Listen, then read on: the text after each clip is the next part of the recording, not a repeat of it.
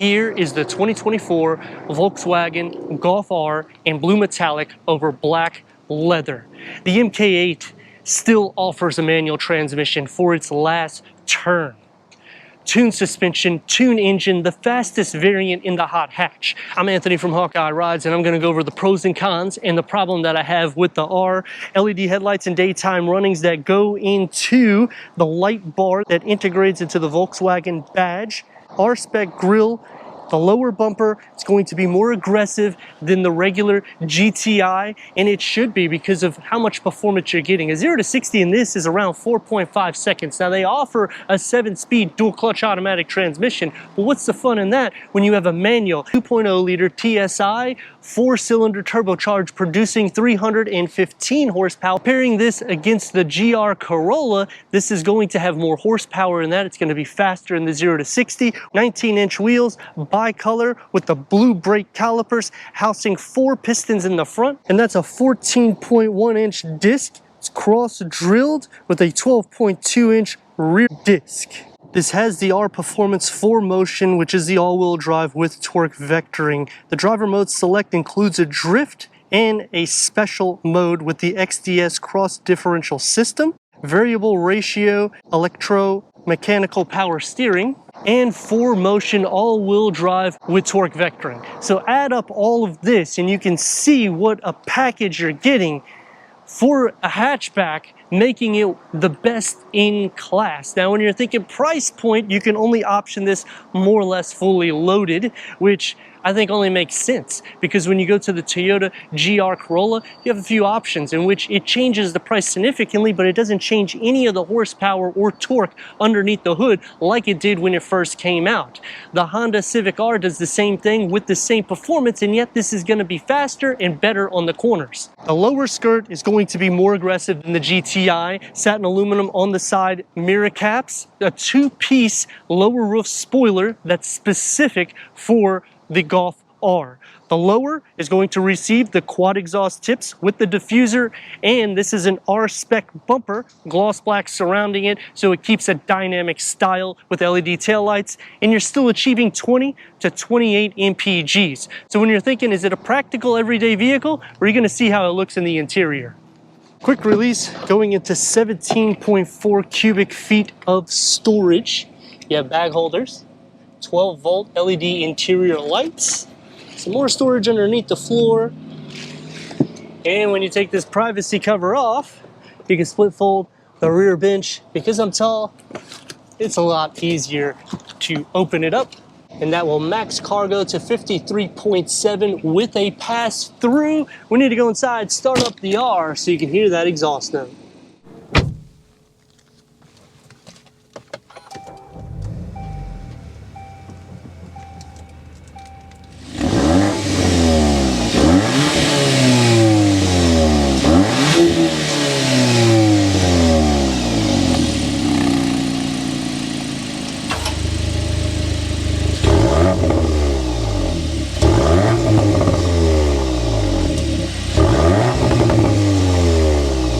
12-way leather-wrapped seats in the Titan black, ventilated, heated R badging. It's going to be bolstered more sporty.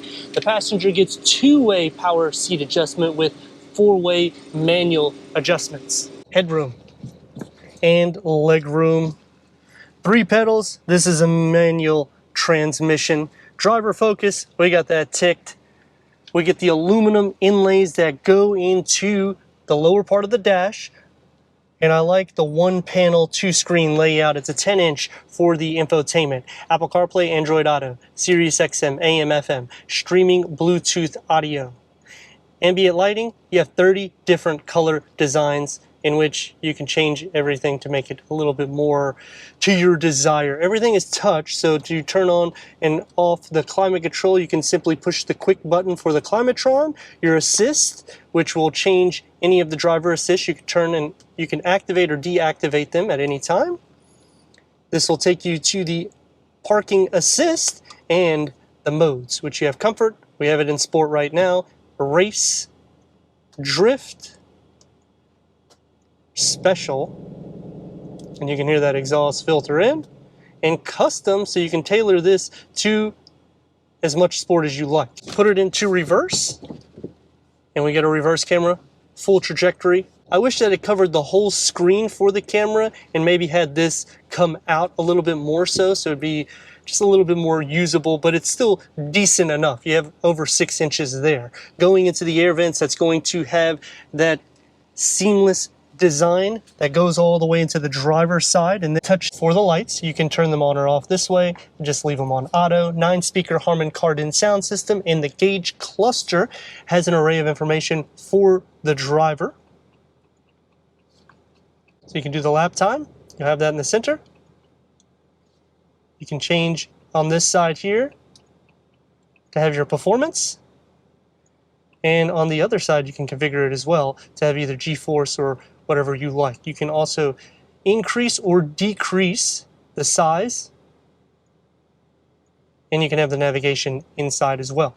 With the leather wrap steering wheel, perforated on the side, contrast stitch with the blue R logo flat bottom, going into a wireless charging pad, USB ports, leather around the shifter, cup holders. You're going to have 2. You could push this to maximize, or you could just leave it like that with a 12 volt. This does slide forward, so close that off. Sliding back and opening up. The deep storage pocket, it's just a little bit more narrow.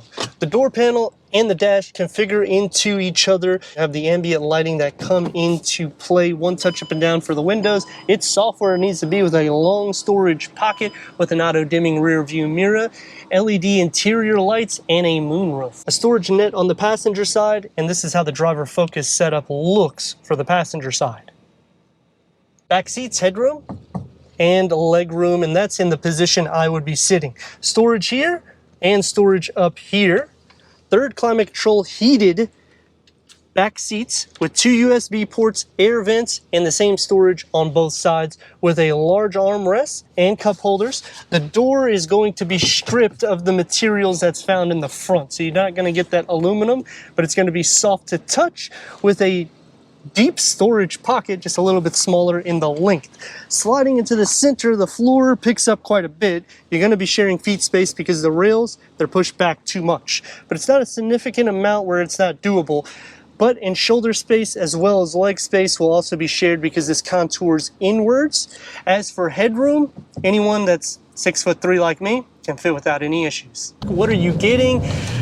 What a machine. That's what I can say about this car. This is a beast of a vehicle. Heads-up display, you're getting all the technology that anybody would actually need and more, plus it's still a practical, everyday driven vehicle. So when you put all those additives together and everything is tuned and specific, it just makes it a little bit more special and unique. It is going to be one of the more expensive variants, but it should be because it's also one of the fastest variants. Whereas when you go into the Toyota GR Corolla, you're getting 300 horsepower, but 273 pound-feet of torque.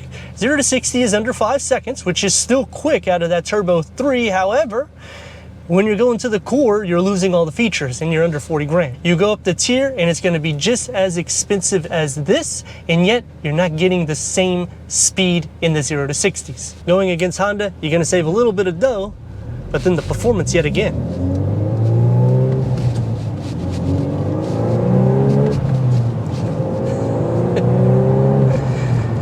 It's ready to take off at any given time, and that's not even racing it. Let's rock and roll.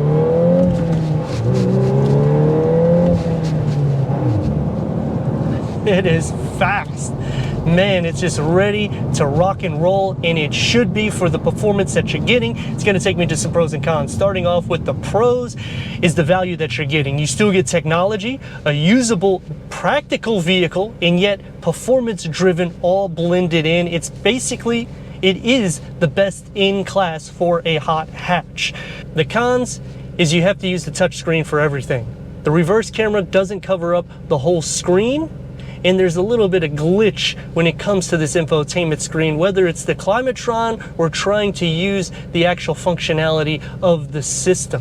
As for comfort mode, more of your day in and day out drive, you're going to hear the noise filter in from the exterior a lot more so, but you are sitting low to the ground, and these are 19-inch wheels.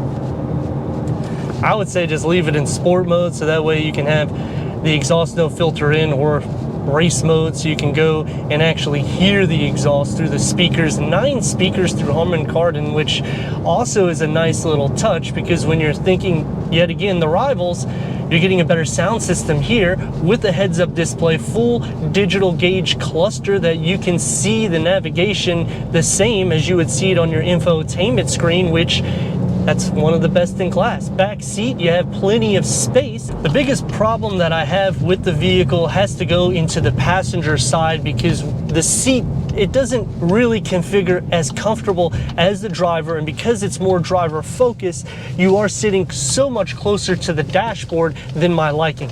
But look at this thing go. The heel to toe is very easy. If you're considering you don't want to option a Turbo 3, which is the GR Corolla, this is really the best bet that you can go to, in which you're getting the technology, you're getting a large screen for the gauge cluster, performance, and it's still practical. But let me know your thoughts in the comments, and if you're new to the channel, consider subscribing. Check out the next video, merchandise, website, and Instagram. Leave a comment and a like, and I'd like to thank Volkswagen of Newport Richey for giving us this 2024 Volkswagen Golf R for our car review.